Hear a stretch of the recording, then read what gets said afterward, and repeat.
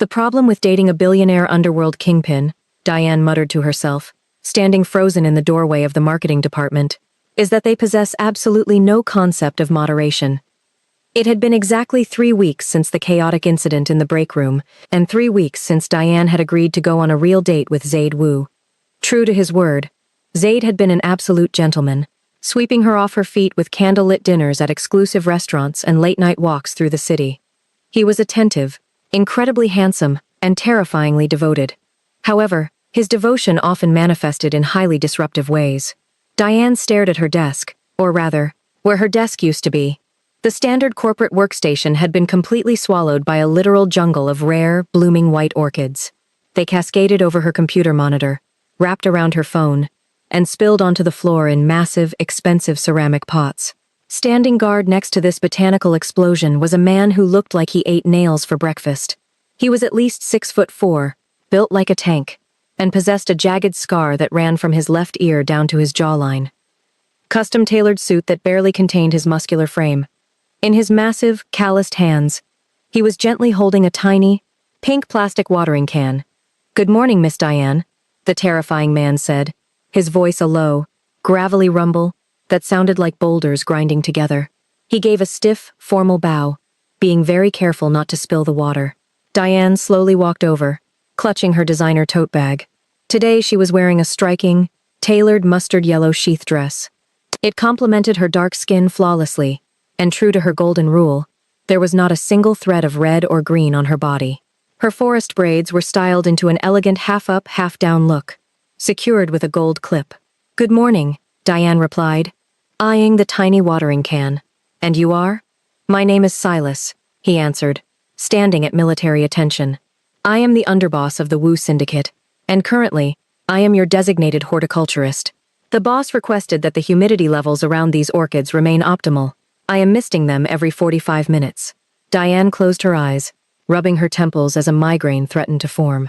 "Silas, you are the second in command of a Mafia empire. Why are you watering plants in the marketing department?" "Because the boss told me to," Silas stated simply, as if this were the most logical explanation in the world. "And because he said if a single petal drops before you arrive, he will have me transferred to the waste management facility in the harbor. I do not like the harbor, Miss Diane. It smells." Before Diane could tell Silas to put the absurd pink watering can down, the glass doors of the department swung open. The temperature in the room seemed to drop, and the usual hum of office gossip instantly silenced. Zaid Wu strode into the room, looking like a lethal, devastatingly handsome storm. His dark hair swept back with an effortless elegance. He carried an aura of absolute authority that made several junior executives dive behind their cubicles to avoid eye contact. But the moment Zaid's dark eyes landed on Diane, the terrifying Mafia boss vanished entirely. A soft, breathtaking smile transformed his sharp features. He walked straight toward her, completely ignoring the terrified staff around them. "Good morning?" "Beautiful," Zaid murmured, leaning down to press a soft, lingering kiss to her cheek. He smelled of expensive cologne and crisp morning air. "Zaid?" Diane sighed, though she could not stop the warm flutter in her chest. "We need to talk about your gifting habits. I cannot find my keyboard. My stapler is currently lost in a jungle canopy." Zaid looked at the massive floral arrangement, then back at Diane, looking genuinely confused. "You mentioned last night that your office felt a little sterile. I merely wanted to brighten your environment." "You bought a greenhouse," Diane corrected, pointing at a particularly aggressive-looking orchid hanging over her chair. "And you have your underboss, a man who looks like he could snap a steel beam in half, doing gardening work." Silas gave a solemn nod. "I am misting, boss." "Good work, Silas. Take a break." Zaid dismissed him with a flick of his hand. Silas placed the pink watering can on the edge of the desk with extreme care and backed away, disappearing into the hallway. Zaid turned his full attention back to Diane, his eyes tracing the elegant lines of her mustard yellow dress. "You look spectacular today. That color belongs on you. Flattery will not get you out of trouble, Mr. Wu," Diane warned. Though she was smiling now, she rested her hands on her hips. "You cannot keep doing this. Yesterday it was a private barista set up in the break room. Today, it is the Amazon rainforest. You are going to blow our cover." "Our cover?" Zaid laughed, the sound rich and deep. "Diane." My mother has already ordered a background check on the catering company we used for our second date, just to ensure they were worthy of your presence. Half the syndicate knows I am entirely captivated by you. There is no cover. Diane felt a blush rise to her cheeks. Even after 3 weeks, his blunt, unwavering affection caught her off guard. He did not play games. He did not hide his feelings. He was completely, unapologetically obsessed with her. Just, no more plants. Diane compromised, reaching out to straighten his tie. I need to actually do my job. Zaid. The quarterly marketing reports are due at noon. I could buy the marketing firm that requested those reports and burn them to the ground, Zaid offered completely seriously, wrapping his large hands gently around her waist. Then, you would have the day off. Absolutely not. Diane gasped, swatting his shoulder. Go to work, you menace. I will see you at dinner. 7 o'clock, Zaid promised, his thumb brushing lightly across her hip before he stepped back. I will send Silas back with a machete. As Zaid walked out of the department, leaving a trail of swooning and terrified employees in his wake, Diane could only shake her head. She was in so much trouble. Meanwhile, high above the city in the extravagant Wu penthouse, a very different kind of operation was underway. The massive glass dining table had been cleared of its usual pristine centerpieces.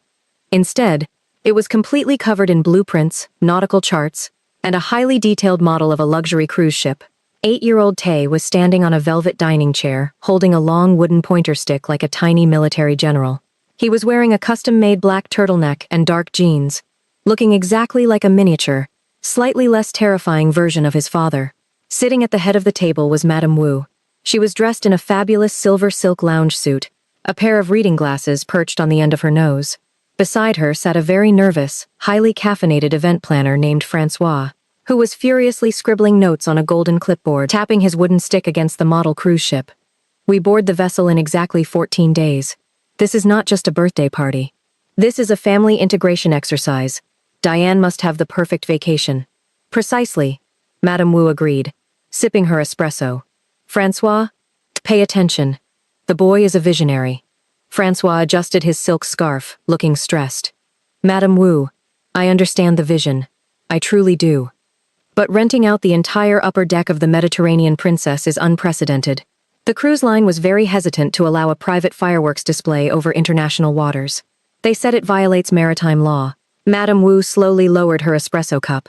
The clink of the porcelain against the saucer sounded like a gunshot in the quiet room. She fixed Francois with a chilling, dead-eyed stare. Francois, Madame Wu said, her voice dripping with dangerous silk. Did you just use the word hesitant in my presence? Francois began to sweat profusely. No, madam. I simply meant, I do not care about maritime law, Madame Wu declared, waving her hand dismissively. We are the Wu family. The ocean belongs to us if we decide we want it. You will secure the fireworks, Francois, and they will be grand. If they do not light up the night sky like a second sunrise, I will personally see to it that you never plan another party in this city again. Am I understood? Crystal clear, Madame Wu, Francois squeaked, scribbling so hard he nearly snapped his pen. Second sunrise. Noted. Excellent, Tay said, drawing their attention back to the blueprints. Now, on to the seating arrangements for the gala dinner. I have placed Daddy and Diane at table 1. I will sit at table 2 with Granny. This will give them optimal privacy to gaze lovingly into each other's eyes. Madame Wu smiled proudly at her grandson. You are a strategic genius, Tae. Your father is a fool when it comes to romance. If we do not orchestrate these moments, he will just sit there staring at her like a confused bear. Tae's face suddenly grew serious. He lowered his wooden pointer and looked down at the table. Granny? Do you think Diane will actually want to come on the cruise? A whole week is a long time to spend with us. What if she thinks we are too weird? Madame Wu's fierce demeanor softened instantly. She reached out, gently cupping Tae's cheek with her impeccably manicured hand. Oh, my sweet boy. Diane is not going anywhere. I have seen the way she looks at your father, and more importantly, I have seen the way she treats you. She is a brave, brilliant woman. She knows exactly how wonderfully weird we are, and she likes it. Tae leaned into her hand, a small, hopeful smile returning to his face. I hope so. I want her to be there when I blow out the candles. It would make it the best birthday ever. And it will be, Madame Wu promised. Before turning her sharp gaze back to the event planner. Francois, less crying, more planning. I want ice sculptures of swans. And I want them flawless.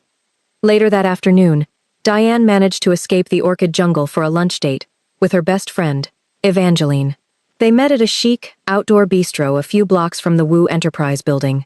Evangeline was a brilliant public relations director with a sharp tongue and a zero-tolerance policy for nonsense.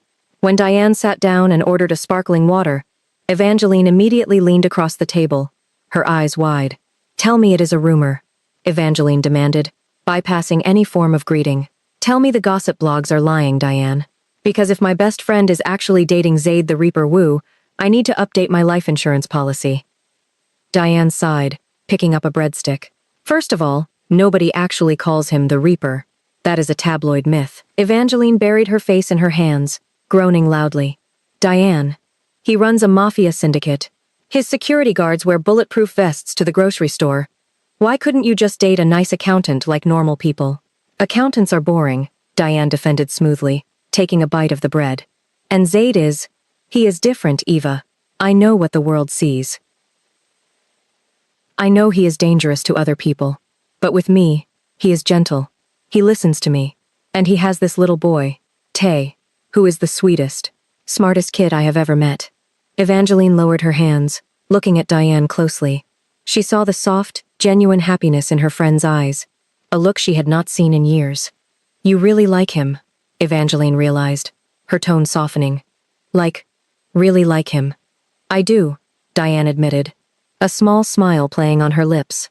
"He is complicated, and his family is completely insane in the best possible way. His mother is terrifying but fabulous. His underboss is currently watering plants in my office. It is chaos, Eva. But it is a wonderful kind of chaos."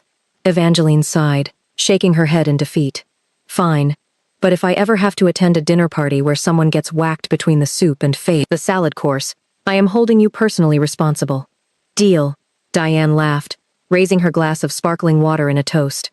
That evening, the chaotic energy of the day settled into a warm, comfortable rhythm.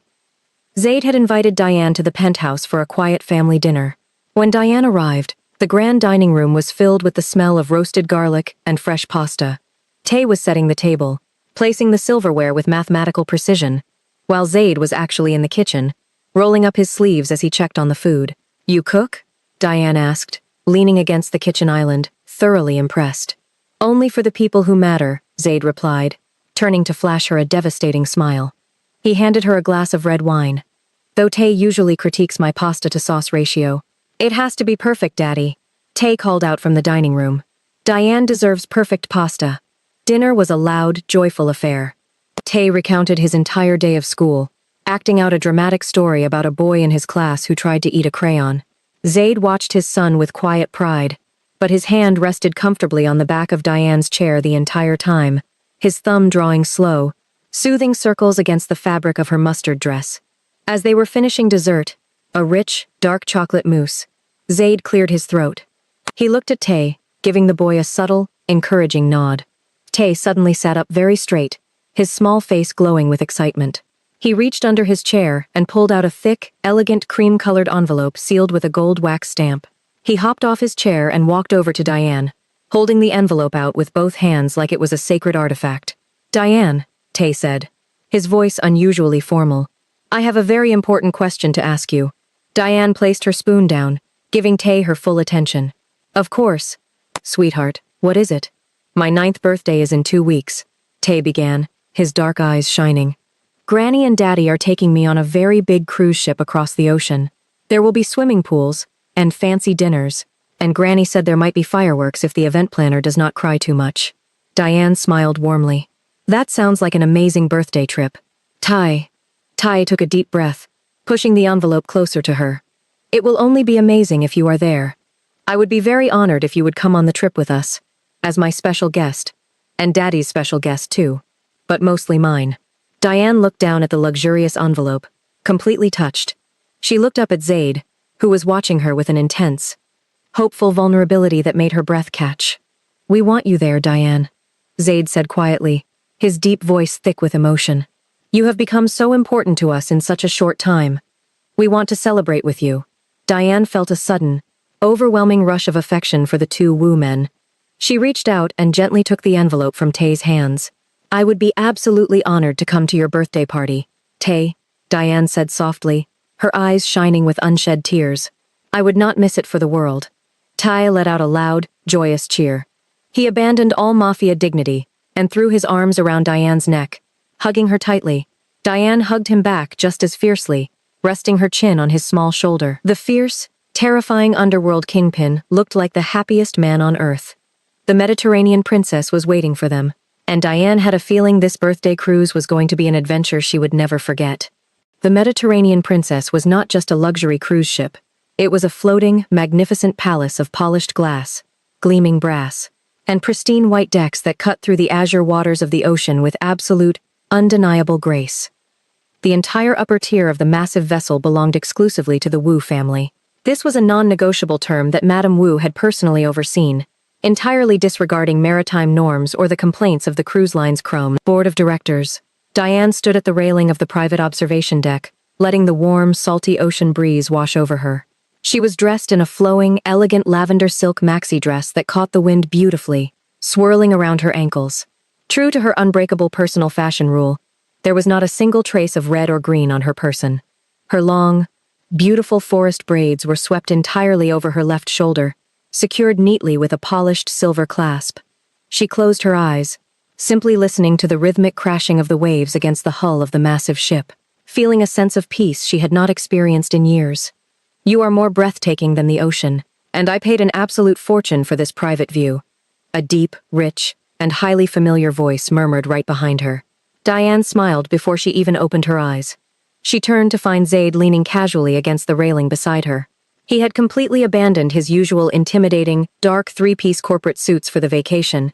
Instead, he wore a crisp, white linen button-down shirt that was left open at the collar, paired with impeccably tailored navy trousers. The sea breeze ruffled his dark hair, making the terrifying underworld boss look devastatingly relaxed and impossibly handsome, reaching out to smooth his collar with her fingertips. You cannot buy a body of water. My mother is currently in the Grand Lounge, trying to negotiate purchasing a private island off the coast of Greece, just so she can have a quiet place to drink her afternoon tea, so I would not be too sure about that. Zaid replied, his dark eyes sparkling with genuine amusement. He wrapped his strong arms around her waist, pulling her flush against his chest. Are you enjoying yourself, Diane? I am, she said softly, resting her hands against his chest. She could feel the steady, strong beat of his heart beneath the fine linen fabric. It is beautiful here. And Francois truly outdid himself. I saw the massive ice sculptures in the dining hall when we boarded. They look exactly like swans, just as your mother so terrifyingly demanded. Francois knows that his continued existence in the event planning industry depends entirely on the structural integrity of those swans, Zaid joked. Though with the Wu family, Diane had quickly learned that the line between a joke and a terrifying reality was always slightly blurred. He leaned down, pressing a soft, lingering kiss to her lips. Thank you for coming, Diane. Tay has not stopped smiling since we boarded the ship. You have made him happier than I have seen him in a very long time. Right on cue. The sound of rapid, incredibly excited footsteps echoed across the polished wooden deck. Tay came sprinting around the corner, wearing a pair of highly stylish dark sunglasses and a miniature Hawaiian shirt decorated with blue palm trees. He looked like a tiny, incredibly wealthy, and highly energetic tourist. Diane, Daddy! The chocolate fountain is officially operational, Tay announced, coming to a sliding halt in front of them, slightly out of breath. Diane pulled away from Zaid's embrace, laughing brightly at the boy's absolute enthusiasm. That is excellent news, Tay. But before you go into a severe sugar coma, I have something for you. A birthday present. Tay pushed his sunglasses up onto the top of his head, his dark eyes widening in pure surprise. For me? But you already gave me the best present by coming on the trip with us. Granny said your presence was a gift to our chaotic family. I know. But I wanted to give you something physical, something you could keep with you always, Diane said softly. She reached into the small, elegant silver clutch resting on the nearby deck chair and pulled out a beautifully wrapped square box tied carefully with a lavender silk ribbon. She knelt down on the wooden deck so she was perfectly eye level with the 8-year-old and held it out to him. Tay took the box carefully, his small hands working the silk ribbon loose with focused precision. He peeled back the wrapping paper and opened the dark velvet box inside. He let out a soft, sharp gasp. Inside the velvet cushion lay a stunning, antique brass pocket watch. It was polished to a brilliant, mirror-like shine, but the true magic was hidden inside. Tay clicked the small mechanical button at the top, and the watch popped open. On one side was the ticking, vintage clock face. On the other side, tucked neatly behind a protective glass film, was a tiny, beautifully restored photograph. It was a picture of Zaid, looking much younger and carefree, standing with his arms slung around the shoulders of another man and a beautiful woman. All three of them were laughing brightly at the camera.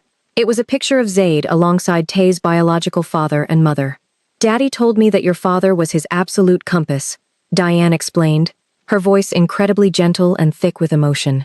"He guided your dad through a lot of dark times when they were young.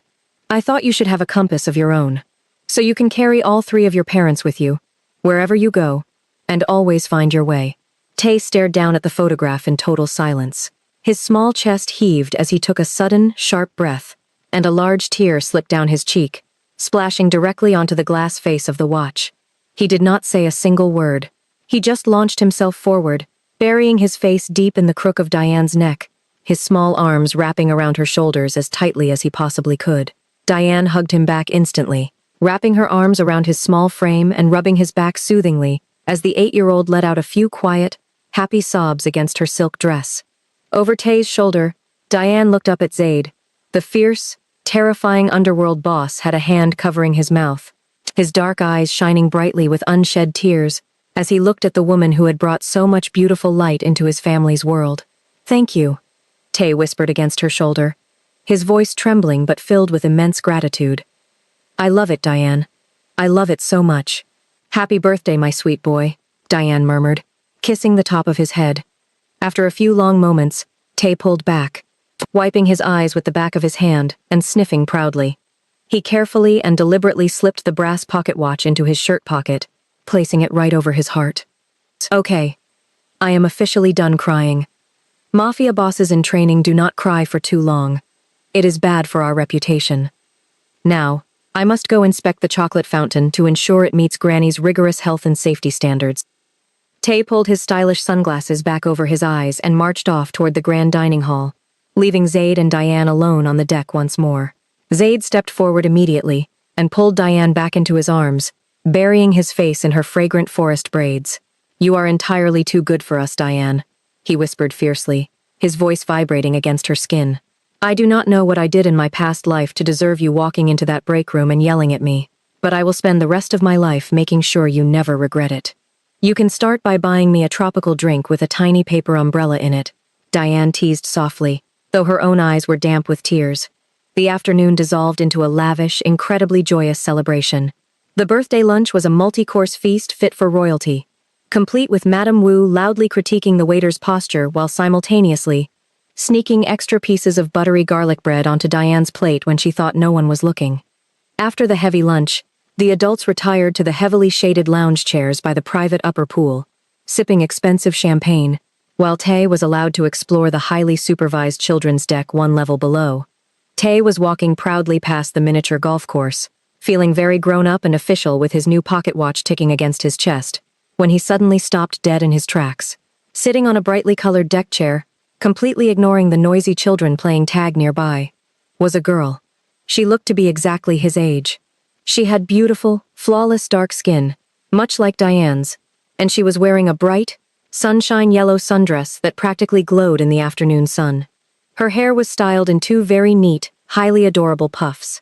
She was holding a thick, intimidatingly large hardcover book about advanced robotics and engineering, reading with a level of intense concentration that Tay found fascinating. Tay felt a strange, sudden thump in his chest that had nothing to do with the pocket watch. His mouth went completely dry. He had seen many girls in his elite private school back in the city, but none of them had ever made his brain temporarily stop working. He stood there staring for a full minute, before he remembered his rigorous Wu family training. He was a Wu. Wu men did not hesitate, stutter, or retreat when they saw exactly what they wanted. He adjusted his Hawaiian shirt, puffed out his chest confidently, and marched directly over to the yellow deck chair.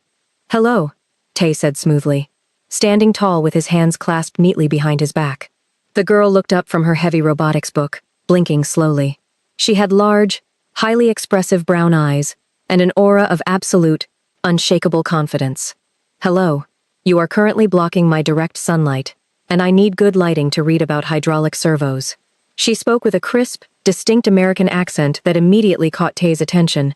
Tae blinked, completely unfazed by her directness. In fact, he found it highly impressive and structurally sound. I currently own the upper deck of this vessel. The girl raised a perfectly shaped eyebrow, entirely unimpressed by his display of wealth. Congratulations on aging. I am Sandy. I am from New York, in America. I am 8 3/4. I am here with my parents. But they are corporate lawyers and they talk too much about billable hours, so I am out here reading about building machines. Machines are very useful, Tae stated proudly, glad he had paid attention in his advanced science tutoring sessions. They require logic. I am highly logical. I am also a genius. Sandy closed her book, marking her page carefully with a blue silk ribbon. She looked at Tae with a sharp, assessing gaze that reminded him heavily of his grandmother's business meetings. You are very confident for someone wearing a shirt with tiny blue palm trees on it. My future stepmother bought it for me. Tae defended instantly, adjusting his collar. She is a marketing executive and has excellent taste. Her name is Diane. You would like her. She has beautiful dark skin like yours, and she never wears green or red because it clashes with her personal aesthetic. Sandy tilted her head, a small, genuinely bright smile finally breaking across her face. It was a beautiful smile, and Tae felt his heart do a chaotic, highly illogical little backflip. She sounds very methodical. I like methodical people. Does she let you eat cake? Are you hungry? Tae asked, instantly deciding to employ the exact same brilliant tactic Diane had used on him the day they first met in the break room. I have a private chocolate fountain, and my birthday cake has 4 tiers. Since you are from New York and appreciate engineering, I can authorize you to have a piece of the structurally sound top tier. Sandy stood up, smoothing down her bright yellow sundress. I do enjoy a well-constructed cake. Lead the way, Tae-woo. Up on the private glass balcony overlooking the children's deck, Zaid and Diane were leaning over the railing, watching the entire interaction unfold below them. Oh my goodness, Diane gasped softly, covering her mouth to hide her massive, delighted smile. Zaid, look at him. He is offering her his arm. She is carrying a book that is half her size. Zaid let out a low, rumbling laugh, pulling Diane closer to his side and resting his chin on the top of her head. It is a documented genetic condition. When the men in my family fall, we fall instantaneously. And we immediately try to feed the women we are captivated by. He is doing exactly what I did. You did not offer me a chocolate fountain. Diane pointed out playfully, leaning into his solid warmth. I offered you an entire greenhouse full of white orchids, and the terrifying presence of my underboss, Zaid countered smoothly, kissing her temple. It seems Tae has found his own American queen. She looks entirely unbothered by him. She is from New York, Zaid. A little boy in a Hawaiian shirt is not going to intimidate her, Diane laughed, watching Sandy calmly instruct Tae on the proper way to navigate the stairs while she held her robotics book. That evening, the Mediterranean princess slowed its massive engines, drifting peacefully under a breathtaking canvas of 1,000,000 bright stars. The Wu family, now joined by Sandy and her thoroughly bewildered but highly polite American parents, gathered on the highest, most exclusive deck for the grand finale of the birthday celebration. Madame Wu stood at the very front of the deck, holding a crystal flute of sparkling cider. Francois! She barked sharply, not even turning around to see if the man was there. From the shadows of the lifeboats, Francois appeared, holding a heavy-duty walkie-talkie with visibly trembling hands. Yes, Madame Wu. We are holding on your mark. Make the sky burn, Francois, Madame Wu ordered, waving her hand with dramatic flair. Francois yelled rapidly into the radio. Exactly 5 seconds later, the dark, silent ocean sky was suddenly illuminated by a blinding, magnificent explosion of gold, silver, and sapphire blue. The fireworks were so massive, so incredibly loud and vibrant, that it truly did look like a second, glittering sunrise breaking over the dark water. Tae stood at the glass railing, his mouth open in total awe, his hand clutching the antique pocket watch in his chest pocket. Sandy stood right beside him, confidently pointing out the different chemical compounds that created the colored explosions, which Tae listened to with absolute, unwavering devotion. A few feet away from the children, Zaid wrapped his arms around Diane from behind, pulling her back against his broad, solid chest. He rested his chin gently on her shoulder, both of them bathed in the flashing, colorful light of the endless fireworks. "He is never going to forget this," Diane whispered, leaning her head back against his shoulder. "This is perfect, Zaid." "Not entirely perfect," Zaid murmured into her ear, his deep voice carrying easily over the loud booming of the fireworks. "There is only one thing missing." Diane turned her head slightly, looking up at him in genuine confusion. What could possibly be missing? Zaid gently turned her around so she was fully facing him. The sky above them erupted into a massive shower of glittering gold sparks, illuminating his handsome, sharp features. He reached out, gently tracing the elegant line of her jaw, his dark eyes filled with an endless, burning affection that took her breath away. "A promise," Zaid said softly. "I know it has only been a few short weeks, Diane. I know my world is dangerous and chaotic, and I know my family is incredibly overwhelming, but I also know that I have never been more certain of anything in my entire life." He didn't pull out a diamond ring, and he didn't drop to one knee to make a spectacle. He simply took both of her hands securely in his, holding them firmly against his chest, right over his racing heart. "I am not asking you to marry me tonight," Zaid continued, his voice thick with raw, unfiltered emotion. "I want to give you the time, the respect, and the proper courtship you deserve. But I want you to know that there is no one else for me. Not now, not ever. You are my home, Diane. You and Tay. And I will spend every single day of my life proving to you that choosing to love a chaotic, difficult man like me was the best decision you ever made." Diane felt a warm tear slip down her cheek, completely overwhelmed by the profound depth of his sincerity. He was not making a grand, dramatic mafia demand or throwing his wealth at her. He was just a man, laying his heart completely bare and vulnerable in her hands. "You do not have to prove anything to me, Zaid Wu," Diane whispered, a radiant, beautiful smile breaking through her tears. "I already know who you are, and I promise you, I am not going anywhere." Zaid let out a shaky, heavy breath of absolute relief. He cupped her face gently in his large hands and brought his lips down to hers, kissing her with a desperate, sweeping, all-consuming passion that made the fireworks, the ocean, and the rest of the world completely fade away. Across the deck, Madame Wu watched them through the flashing lights, taking a slow, highly satisfied sip of her cider. She smiled a wicked, triumphant smile. "Francois?"